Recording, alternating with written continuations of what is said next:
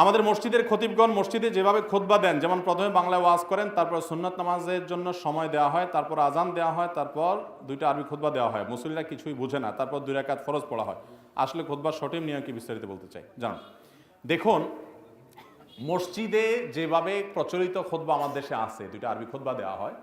সারা পৃথিবীতে, ভালো করে শুনে রাখেন, সারা পৃথিবীতে কোনো দেশের একজন আলেমও নাই যিনি বলেন বা বলেছেন বা ফতোয়া দিয়েছেন যে এইভাবে খুতবা দিলে খুতবা হবে না, নামাজ হবে না, বা ভুল হবে, বা অন্যায় হবে, বা সুন্নাহর খেলাফ হবে, এরকম কথা বলেছেন এমন কোনো আলেম আমার জানা মতে নাই। অতএব এই আরবি খুতবা দেওয়া এটা শরিয়া বিরুদ্ধ কোনো কিছু না। মাতৃভাষায় খুতবা হবে কিনা এটা নিয়ে আলাপ আছে, এটা নিয়ে ওলামাদের ইখতিলাফ আছে, অনেক কোনো ওলামা ইকরাম এটা বলেন। তবে আরবি খুতবা দিলে, দুইটা আরবি খুতবা দিয়েছেন, এটা কারণে কোনো নাজায়েজ কিছু, খেলাফে সুন্নাত কিছু হবে না, এটা ঠিকই আছে।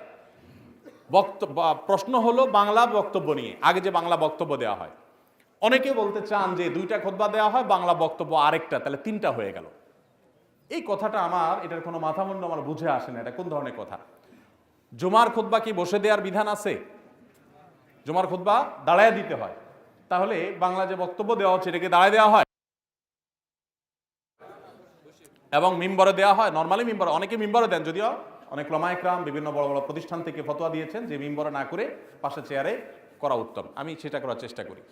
তো বাংলায় বক্তব্য দিলে সেটা খুতবা হিসাবে গণ্য করার কোনো সুযোগ নাই, বরং ওইটা হলো মুসল্লি অনেক আগে থেকে যারা চলে আসছেন তাদেরকে, উপস্থিত মানুষদেরকে উপস্থিত নসিহা করা। এটাকে মসজিদের মধ্যে হালাকা হয়ে গ্রুপ গ্রুপ হয়ে বসবে, কিয়ামতের আগে অনেকগুলো হাদিস আছে, ওইটার কে এনে এখানে ফিট করে অনেকে।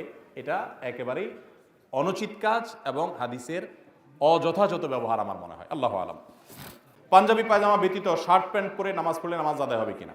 নামাজ হয়ে যাবে, শার্ট প্যান্ট পরে নামাজ পড়লে নামাজ হয়ে যাবে। তবে মনে রাখতে হবে, নামাজের জন্য এমন পোশাক পরতে হবে যে পোশাক পরে আপনি গুরুত্বপূর্ণ কোনো জায়গায় যান। অনেকে টি শার্ট, আপনার 3/4 প্যান্ট পরে, অথবা আপনার একটা নর্মাল গেঞ্জি পরে নামাজ শুরু করে দেন।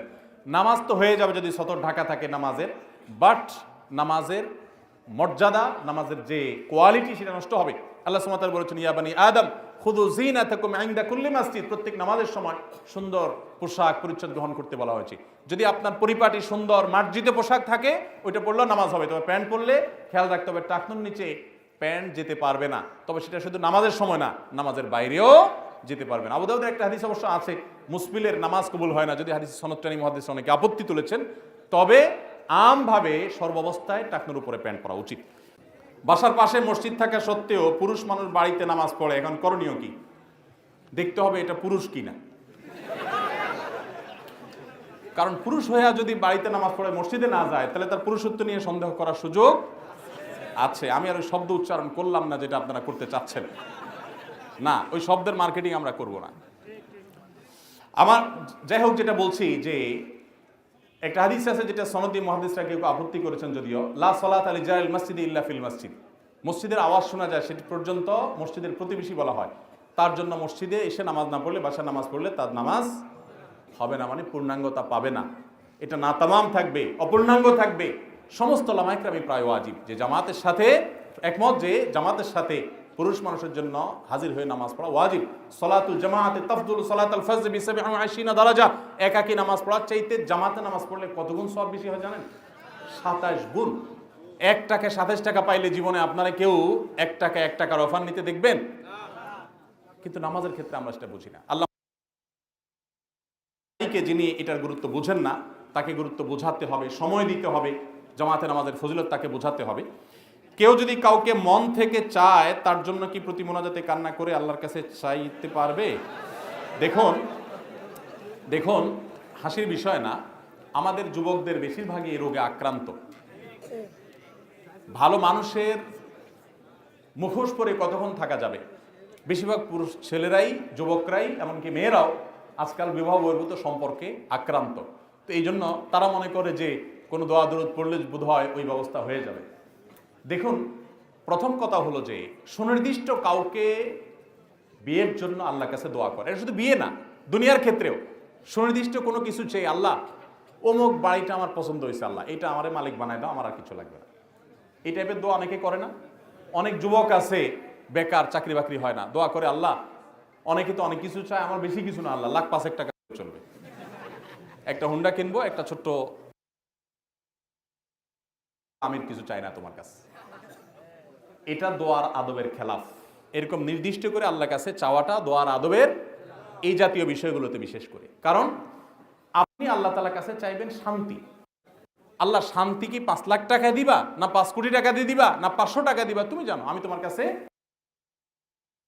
সাল্লামের এত দোয়া, প্রতিটা পদে পদে তিনি দোয়া করতেন, কিন্তু একটা দোয়াও আজ পর্যন্ত আমি অন্তত পাই নাই যে দোয়া তিনি তো আল্লাহর কাছে পেশ করেছেন, আল্লাহুম্মা ইন্নী আসআলুকা কাসরাতাল আমওয়ালি ওয়াল আরাদি।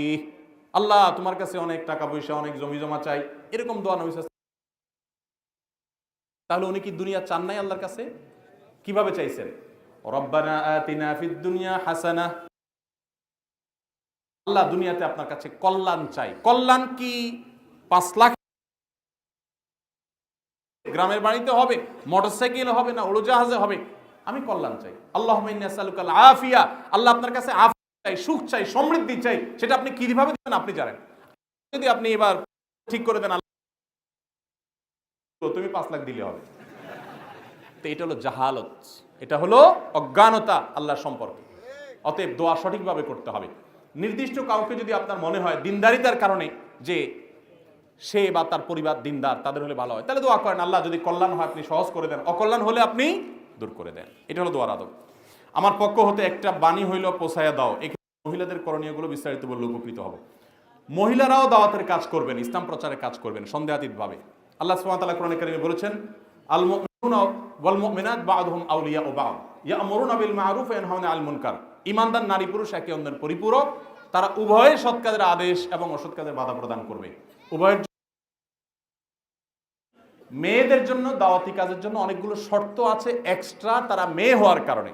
তার ভিতরে 1 নম্বর হলো তারা দাওয়াতের কাজের নাম দিয়ে স্বামীর সংসার রেখে তারা সারাদিন এলাকা এলাকা ঘুরে বেড়াবেন, স্বামী সন্তানের হক আদায় করবেন না, ত্রুটি করবেন, এই সুযোগ ইসলাম তাদেরকে। পুরুষদের জন্য যেরকম দাওয়াত, যে লেভেলে দাওয়াতের কর্তব্য পুরুষদের উপরে বর্তায়, ওই লেভেলের ওই স্তরের কর্তব্য স্ত্রীদের উপরে, মহিলাদের উপরে বর্তায় না। তারা যদি নিজেদের অঙ্গনে থেকে অন্য একজন মহিলাকে বাসায় আনলেন, তালিম করলেন, অথবা আশেপাশে কোনো বাসায় গিয়ে তালিম করলেন, সেখানে যদি যেতে আসতে কোনো ফিতনার আশঙ্কা না থাকে, ওই জায়গায় যদি কোনো ফিতনার আশঙ্কা না থাকে, বহু যদির পর, বহু শর্তের পর সেটা জায়েজ হতে পারে। আজকাল অনেক জায়গায় মহিলা তালিম হয়, আমি জানি অনেক জায়গায়, যে সেখানে কোনো ওলামা ইকরামের তত্ত্বাবধান নাই, ওলামাদের কোনো সংস্পর্শ নাই, পরামর্শ নাই, রীতিমতো সেটা একটা ফিতনায় পতিত হওয়ার উপক্রম। মেয়েদের ব্যাপারটা অত্যন্ত সংবেদনশীল, ইসলাম সেটাকে অত্যন্ত স্পর্শকাতরতার সাথে দেখে এবং খুবই সংবেদনশীলতার সাথে ডিল করার কথা বলে। এজন্য কোনো অবস্থাতে এটা লাগামহীনভাবে করা জায়েজ নাই, শরিয়ার সীমানার মধ্যে থেকেই করতে হবে। অনেক মেয়েরা এখনো আমাদের দেশে এক জেলা থেকে আরেক জেলায় তারা তবলিগে যায়, নিজের স্বামী ছাড়া, মাহারাম ছাড়া। আছে না এগুলো এখনো? এগুলো ইসলাম না, এগুলো অনাচার। দাওয়াতের কাজ তাদের করতে হবে, সেটা শরিয়ার সীমানার মধ্যে থেকে। দাওয়াতের কাজের নাম দিয়ে অনেক মহিলা মোবাইলে দাওয়াতের কাজ করতে, স্বামীর হক আদায়ের খবর নেই। আমার কাছে এমন স্বামী অভিযোগ করছেন যে ভাই আমার বউ সারাদিন সে মোবাইলে দেখি দাওয়াতি কাজ করে, তারে আমি ডাইকাও ভাগে পাই না, এমন অবস্থা। কোনো কথা তাকে শুনাতে পারি না, কিছু চাইলো তাকে ডাইকা চান্স পাই না, সে বলে সিরিয়ালে থাকো, আমার দাওয়াতি কাজ আছে। তাই আল্লাহর বান্দা ইসলাম ভালো করে বুঝেন নাই। তাদের এগুলো ঠিকঠাক রেখে অতিরিক্ত সময় তারা দাওয়াতি কাজ করবেন, তা পর্দার সাথে। আস-সুন্নাহ ফাউন্ডেশন, উম্মার স্বার্থে সুন্নাহর সাথে।